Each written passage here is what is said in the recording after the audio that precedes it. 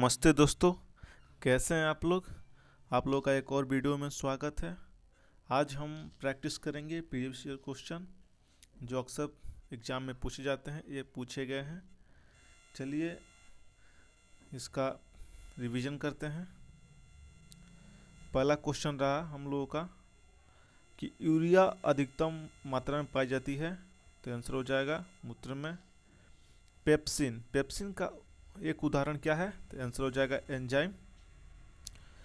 अगला क्वेश्चन देखेंगे, दूध में नहीं पाया जाता है। दूध में क्या नहीं पाया जाता है, तो आंसर हो जाएगा विटामिन सी। टॉक्सिन है, टॉक्सिन क्या है, एक जहरीला पदार्थ है। एंजाइम की रचना होती है, एंजाइम की रचना होती है, आंसर हो जाएगा एमिनो अम्ल से। फल और सब्जियों में नहीं होता है, तो आंसर हो जाएगा विटामिन डी। विटामिन डी फल और सब्जियों में नहीं पाया जाता है। विटामिन डी का सबसे अच्छा स्रोत क्या है, तो आंसर हो जाएगा हमारा सूर्य।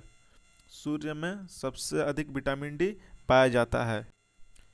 मलेरिया एक परजीवी है, तो इसका आंसर हो जाएगा मदा एनोफिलीज मच्छर का।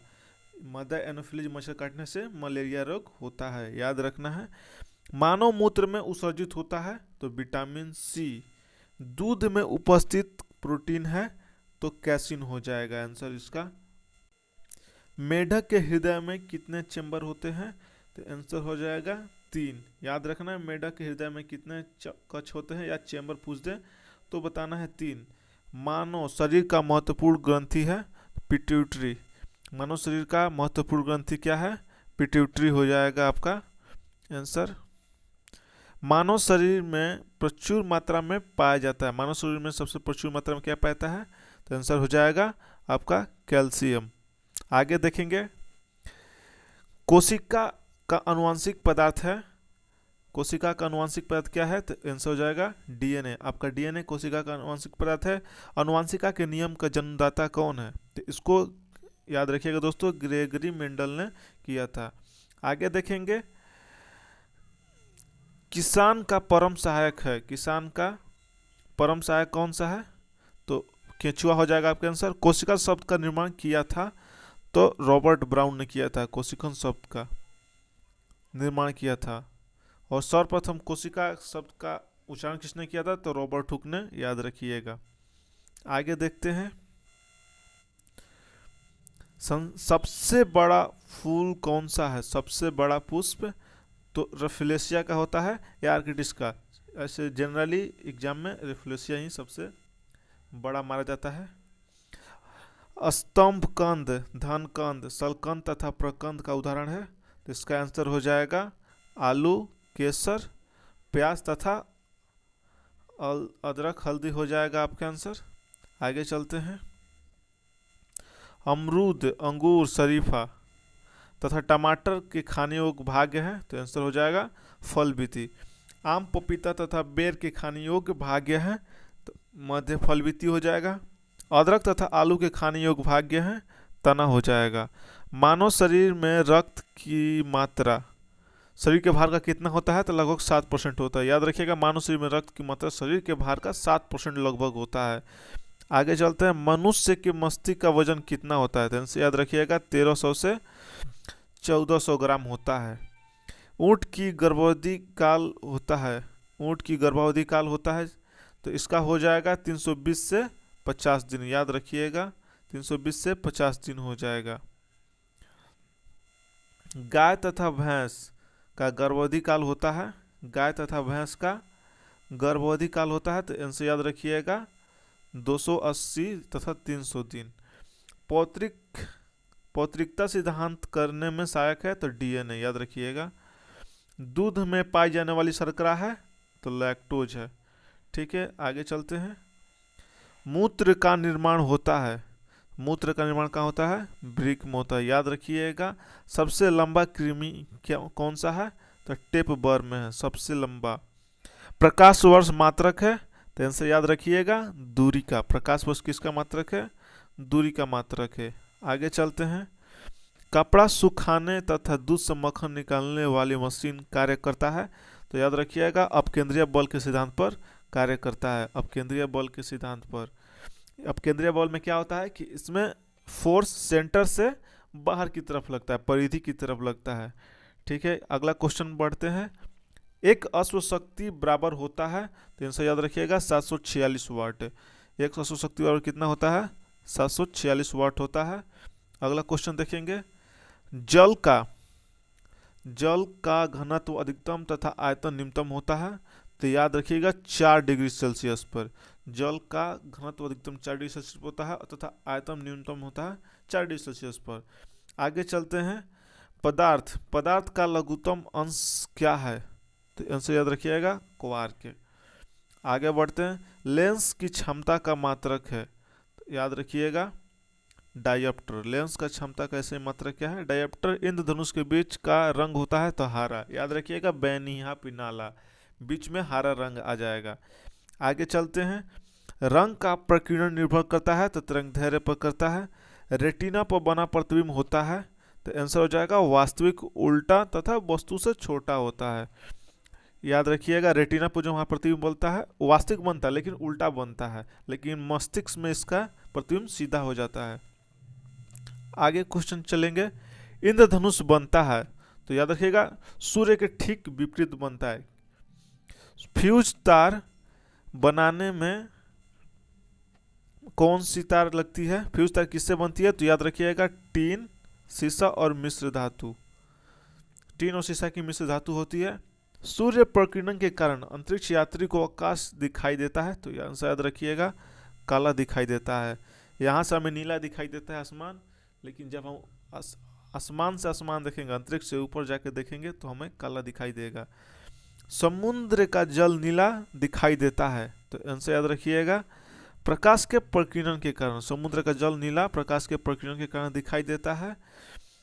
वायु का बुलबुला जल में व्यवहार करता है, तो अवतल लेंस की भांति काम करता है। याद रखिएगा अवतल लेंस की भांति बुलबुला, उत्तल लेंस नहीं। ये मत सोचेगा कि उठा हुआ है तो उत्तल लेंस है, नहीं, वह अवतल लेंस की भांति कार्य करेगा।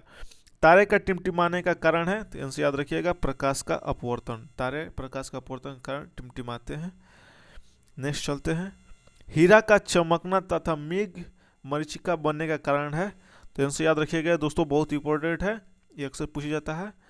हीरा का चमकना का कारण है पूर्ण आंतरिक परिवर्तन। इसको याद रखिएगा पूर्ण आंतरिक परिवर्तन। इसको नोट डाउन करना है तो नोट डाउन कर लीजिएगा। चलिए आगे बढ़ते हैं अगले क्वेश्चन के लिए। कैंडिला मात्रक है, तो आंसर याद रखिएगा ज्योति तीव्रता का सही मात्रक कैंडिला है।